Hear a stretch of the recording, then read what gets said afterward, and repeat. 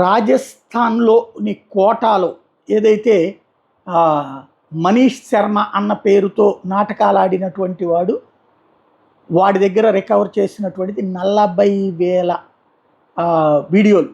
సనాతన ధర్మ పేరుతో వాడు ఒక గ్రూప్ పెట్టి అందులో మహిళల్ని, హిందూ మహిళల్ని అట్రాక్ట్ చేస్తూ నిదానంగా వాళ్ళని ట్రాప్ చేసి వాళ్ళ విజువల్స్ తీసి వాళ్ళని బ్లాక్మెయిల్ చేస్తున్న కేసులో రీసెంట్గా వాడి గురించి బయటకు వచ్చిన తర్వాత పట్టుకున్నాక వాడి దగ్గరే వెతికితే దొరికినాయి.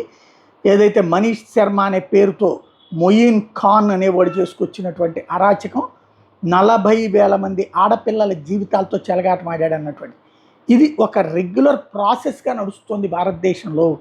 హిందూ ఆడపిల్లల్ని ఎట్లా ట్రాప్ చేయాలో వాళ్ళకి సంబంధించి ఒక ట్రైనింగ్ ఇస్తున్నట్టుగా తయారవుతోంది.